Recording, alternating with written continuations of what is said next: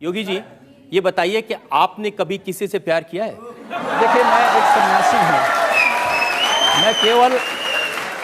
मैं केवल भारत माता से प्यार करता हूँ और मुझे लगता है कि इन सब बच्चों को प्यार करता हूँ। अब एक तस्वीर मुझे मिली ढूंढते ढूंढते, आप बाघ को, टाइगर को दूध पिला रहे हैं। टाइगर जैसा साहस जिसमें होगा वही टाइगर को दूध पिला सकता है। आप इसको नहीं मानते? गांधी जी कहते हैं कोई एक थप्पड़ मारे तो दूसरा गाल आगे कर दो। मैंने कहा मानो होगा तो मानेंगे, दानो होगा तो नहीं मानेंगे। इतिहास गवाह है, कांग्रेस ने अभी जो बातें हम पर जान दे देंगे इसके लिए। मगर ये देश रहना चाहिए।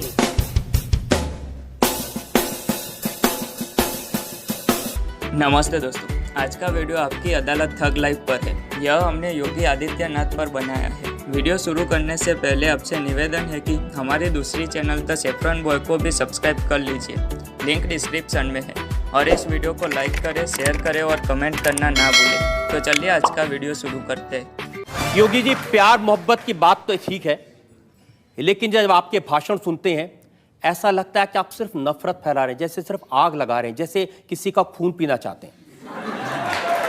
मैं एक सन्यासी हूँ और एक सन्यासी होने के नाते सच बोलने का साहस करता हूँ। ऐसा सच आप कहते हैं कि अगर एक हिंदू का खून बहेगा तो हम 10 मुसलमान का खून बहाएंगे? मुझे लगता है किस परिप्रेक्ष्य में हुआ है, किस परिप्रेक्ष्य में कहा गया है, पूरा वक्तव्य सामने आएगा तो मुझे लगता है उस पर ज्यादा बेहतर तरीके से बोलूंगा। चलिए, आपको मैं पूरा वक्तव्य सुना देता हूं आपका। ऐसी क्या बात है?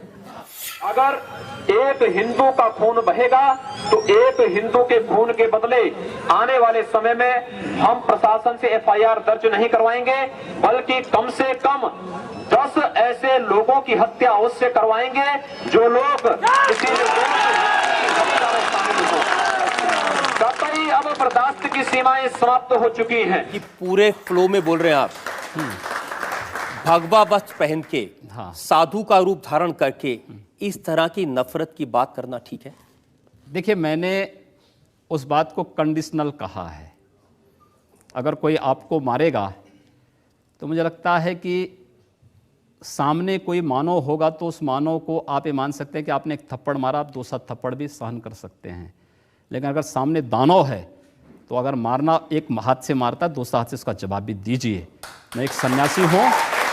अगर हमें शास्त्र का प्रशिक्षण दिया गया तो शास्त्र के साथ साथ शस्त्र का भी। अगर हमारे हाथ में एक हाथ में माला है तो दूसरे हाथ में हम भाला लेकर के भी चलते हैं, जिससे समाज को शिष्ट भी किया जा सके और दुष्टों को उनके कृत्यों की सजा भी दी जा सके। एक सन्यासी का सही कर्तव्य होता है। ये सारे झोलम झाल से दूर हूँ मैं, इसलिए तो मशहूर हूँ मैं। खाना सही समय पे नहीं खा पाता, मजबूर हूँ मैं। मोदी जी कहते हैं सबका विकास सबका साथ। सबका साथ सबका विकास की आप कहते हैं एक मारोगे मैं 10 मारूंगा।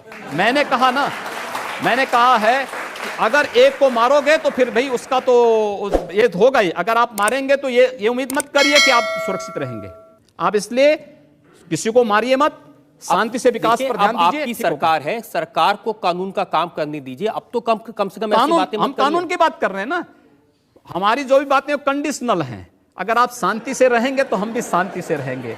आप विकास पर ध्यान देंगे तो हम तो विकास में आपको और सपोर्ट करने वाले हैं। हमारे यहाँ भारत के अंदर, मैं तो आप चाहता हूं सिर्फ आप जनता से आज इतना वादा कर दें कि अब इस तरह के भड़काने वाले बयान नहीं देंगे, आप आग लगाने का काम नहीं करेंगे और वाकई में सबको साथ लेके चलेंगे। जो अगर बशर्ते अगला पक्ष शांति से रहेगा तो मुझे प्रसन्नता होगी उसके विकास करने में योगदान देने में। और अगर अगला पक्ष शांति से नहीं रहेगा तो क्या करेंगे? अगर शांति से नहीं रहेगा तो उसको शांति से रहना सिखाएंगे।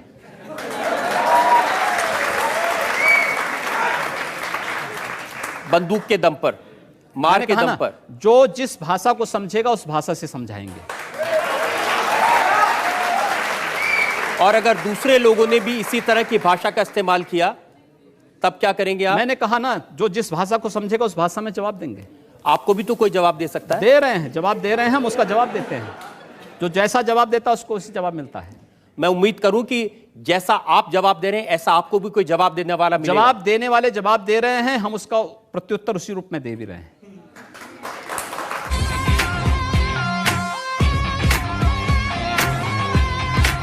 योगी जी, आप भारत की पार्लियामेंट के सदस्य हैं, आप उस सर्वोच्च व्यवस्था में हैं जो कानून बनाती है।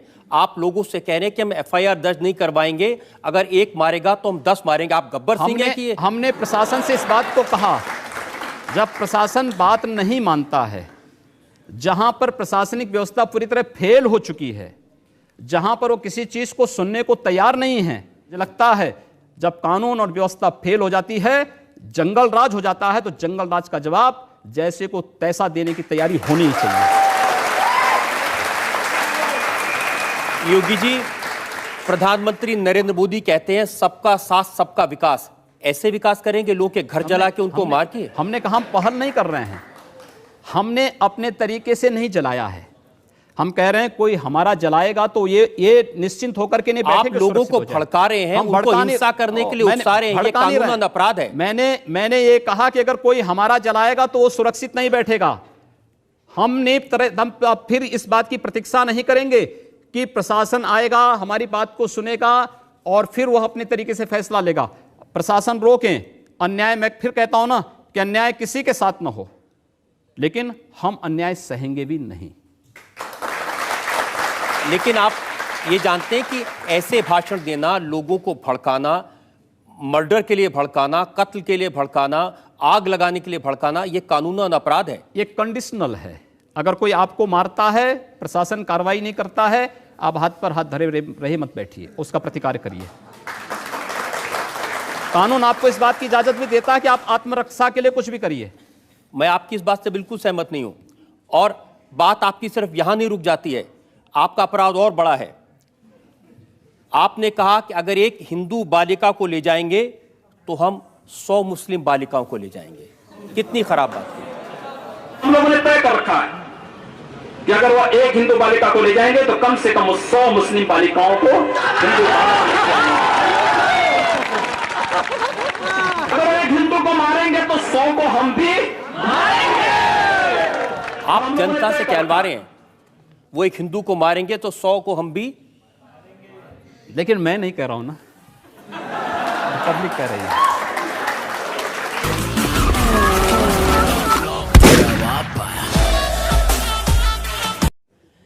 हिंदू मुसलमान, नफरत, मार काट, ये क्या शोभा देता है मंदिर के महंत को, भगवा पहने साधु को? हम कहां मार काट करवा रहे हैं। हम तो शांति से रहना चाहते हैं, बहुत शांति से रहना चाहते हैं।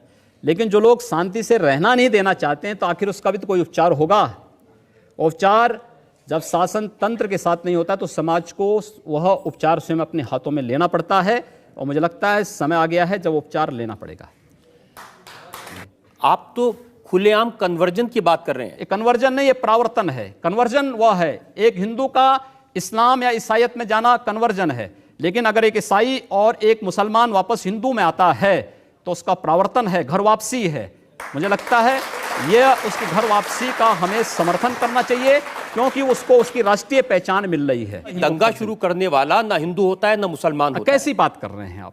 मैं सच्ची बात कर रहा हूं। आज लोग कह देंगे आईएसआईएस के साथ लड़ने वाले लोग न हिंदू है न मुसलमान है, फिर उनके लिए फतिया क्यों पढ़ा जा रहा है? आप कहते हैं कि आतंकवाद की कोई जाति नहीं होती, और राम जन्मभूमि पर हमला करने वाले आतंकवादी जब वहां सुरक्षा बलों के हाथों मारे जाते हैं तो उनके लिए फतिया पढ़ा जाता है। क्यों नहीं उनको अमेरिका की जैसे ओसामा बिन लादेन को अमेरिका ने समुद्र में डाल दिया, पता ही नहीं लगा कहां चला गया, वैसे क्यों नहीं उनके साथ व्यवहार करते हैं? फिर जब उसकी कोई जाति नहीं, उसका कोई मजहब, कोई धर्म नहीं, उसके साथ उसी प्रकार का व्यवहार करिए आप। क्यों उसको फिर जाति के दायरे में, किसी मजहब के दायरे में उसको कैद कर देना चाहते हैं? ये तो आप कर रहे हैं कैद, मैं नहीं कर रहा हूं। ये वे लोग कर रहे हैं जो उनको उस प्रकार का देने के लिए उतावले दिखाई देते हैं। और इसलिए मैं कह रहा हूं, अगर जाति नहीं, मजहब नहीं, समाप्त करिए।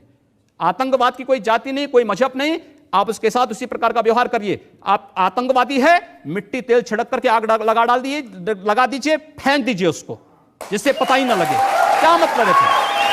ये चीजें अपने आप समाप्त हो जाएंगे।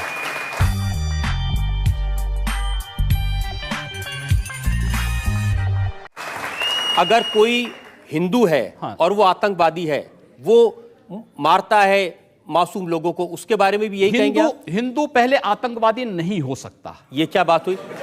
मैं इस बात की गारंटी ले सकता हूं आपकी सरकार है, अब आप सिर्फ हिंदुओं की भलाई करेंगे? नहीं, सारी स्कीम सिर्फ हिंदुओं मैं के कह लिए रहा होगी? हूं हम जाति, मजहब या धर्म के आधार पर भेदभाव किसी का नहीं करेंगे, लेकिन तुष्टीकरण भी किसी का नहीं करेंगे।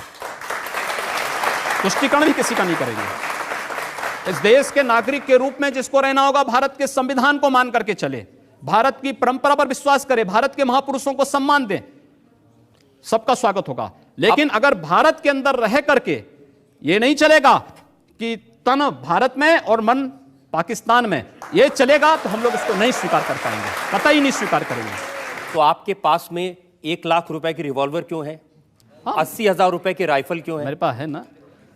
मैंने क्या कहा, दहशत फैलाने के एक लिए। सन्यासी होने के नाते हमारे पास दोनों की, सन्यास की हमारी जो प्रशिक्षण होता है वो दोनों का होता है, शास्त्र का होता है तो शस्त्र का भी होता है, एक माला जपने का होता है तो भाला चलाने का भी होता है। दोनों को एक साथ लेकर के हम लोग चलते हैं और वह सुरक्षा के नाते, इसलिए हमारे पास है और वो रहेगा भी। तो